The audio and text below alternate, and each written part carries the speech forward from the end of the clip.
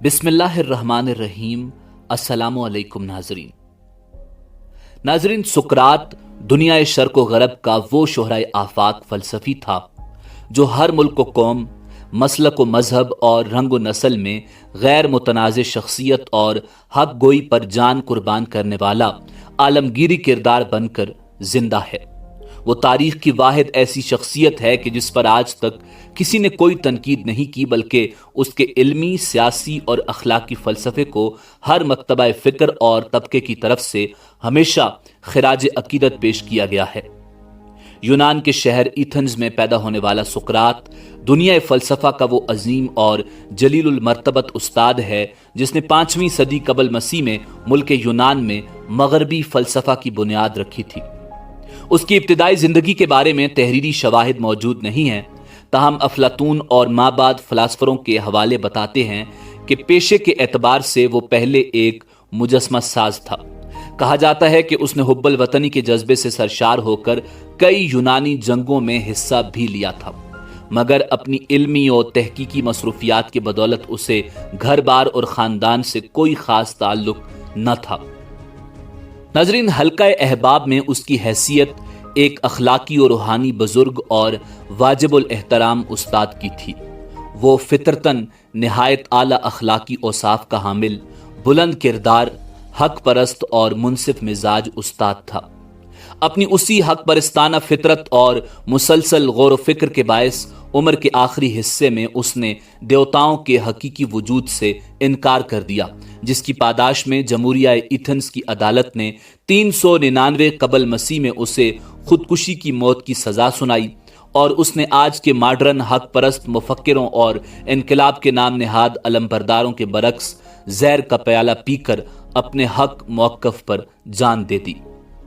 ناظرین، سقراط نے اپنے سے پہلے دانشوروں کے برخلاف دنیا کو ایک نئے انداز بحث سے متعارف کروایا۔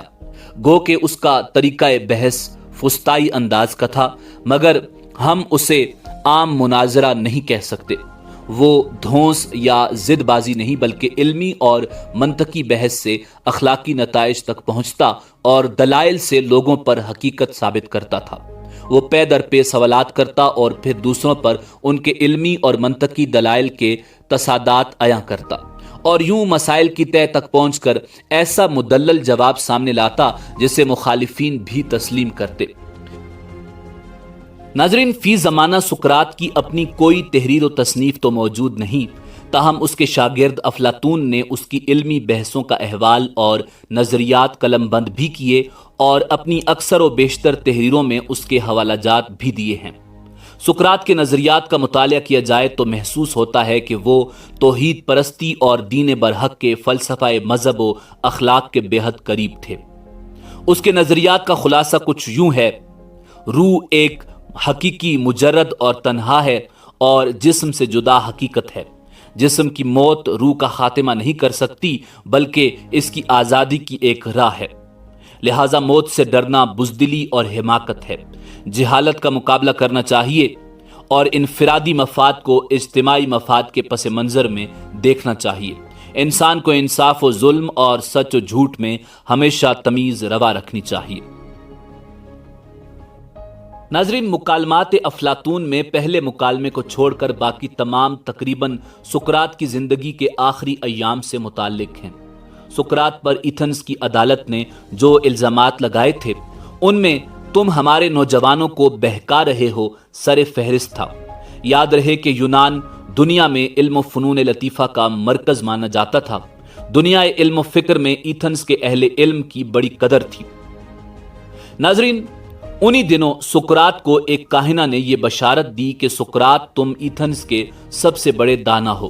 سقراط کو اس بات پر یقین نہ آیا، لہٰذا اس نے فیصلہ کیا کہ وہ خود کو علم کی کسوٹی پر پرکھ کر اس بشارت کی تحقیق کرے گا۔ اس کے لیے وہ ایتھنز کے بڑے بڑے دانشوروں کی محفلوں میں جانے لگا۔ اس نے ان سے اپنے مخصوص انداز و طریق کے مطابق بحث کا آغاز کیا۔ بہت جلد ایسا ہوا کہ وہ جہاں جاتا اپنے علمی دلائل اور منطقی سوالات سے سامعین پر چھا جاتا۔ اس عمل سے اپنی عالمانہ دکانداری کو ڈوبتے دیکھ کر ایتھنز کے نام نہاد دانشور اور عالم بھڑک اٹھے، سو انہوں نے اس عذاب سے جان چھڑوانے کے لیے عوام الناس میں سقراط کے خلاف ماحول بنانا شروع کر دیا۔ بالآخر وہ حاسدین سقراط کے خلاف جو 3 بڑے الزامات اٹھانے میں کامیاب ہوئے وہ کچھ یوں ہیں کہ یہ شخص ہمارے نوجوانوں کو گمراہ کر رہا ہے، یہ ہمارے مقدس دیوتاؤں کو نہیں مانتا، یہ شخص ایک ایسے الگ خدا کا تصور پیش کرتا ہے جسے کسی نے نہیں دیکھا۔ ناظرین، سقراط پر عائد کردہ ان الزامات پر یونان کی تاریخ کی سب سے بڑی عدالت لگائی گئی۔ پورا شہر عدالتی کارروائی دیکھنے کے لیے جمع تھا۔ سقراط کو ان سب کے سامنے اپنی صفائی پیش کرنا تھی۔ وہ صفائی کے دوران اپنے علم اور دانائی سے پورے مجمع پر چھا گیا، مگر اہل حکم پہلے ہی فیصلہ کر چکے تھے۔ سقراط کے خلاف ایک بھٹکے ہوئے نوجوان کو بطور گواہ پیش کیا گیا۔ بقول اس نوجوان کے سقراط نے اسے گمراہ کیا ہے اور یوں انصاف کے روبرو اس بندہ انصاف کا جرم ثابت ہو گیا۔ فیصلے کے تحت سقراط کو 2 آپشن دیے گئے۔ اسے کہا گیا کہ یا تو شہر چھوڑ دو یا پھر اپنے ہاتھوں سے زہر کا پیالہ پی لو، مگر عوام الناس کی اکثریت کی توقع کے برخلاف سقراط نے شہر نہیں چھوڑا اور زہر کا پیالہ پی کر سدا کے لیے امر ہو گیا۔ ناظرین، یاد رہے کہ اس دور میں سزائے موت زہر کے ذریعے دی جاتی تھی اور مجرم کو پوائزن آف ہام لاک نامی زہر سے خودکشی کرنا پڑتی تھی۔ ناظرین، بعض محققین کے مطابق اس دور کے تاریخ دانوں نے شہر چھوڑنے کے آپشن کا محض افسانہ تراشا تھا، مگر حقیقت میں اسے صرف زہر کا پیالہ پینے کی سزا ہی دی گئی تھی، جبکہ کچھ محققین کا کہنا ہے کہ شہر چھوڑنے کا آپشن عدالتی کارروائی اور نام نہاد انصاف کی ساکھ بچانے کے لیے دیا گیا تھا۔ ناظرین، بعض محققین کے مطابق قرآن مجید فرقان حمید میں حضرت لقمان علیہ السلام کے نام سے جس عظیم المرتبت ہستی کا ذکر کیا گیا ہے وہ دراصل سقراط ہی ہے، مگر چونکہ قرآن و حدیث یا کسی مستند تاریخی دستاویز میں کہیں اس قیاس کی کوئی تصدیق موجود نہیں، سو ہم اس پر صرف یہ کہہ سکتے ہیں واللہ اعلم۔ ناظرین، جو محققین سقراط کو قرآن حکیم میں مذکورہ بزرگ ہستی حضرت لقمان علیہ السلام تصور کرتے ہیں، ان کے اس قیاس کی وجہ یہ ہے کہ سقراط بھی دین ابراہیمی، دین اسلام اور دوسرے آسمانی مذاہب کے ماننے والے اہل حق جیسے ہی عقائد و نظریات رکھتا تھا۔ جسم، روح اور موت کے بارے میں سقراط کے نظریات انبیاء حق اور اسلامی نظریات کے بے حد قریب ہیں۔ ناظرین، اسی امید کے ساتھ اجازت دیجیے کہ آپ کو ہماری ویڈیو پسند آئی ہوگی۔ ملتے ہیں بہت جلد ایک نئی تاریخی اور معلوماتی ویڈیو کے ساتھ۔ دیکھتے رہیے info@adil۔ اللہ رب العزت آپ کا حامی و ناصر ہو۔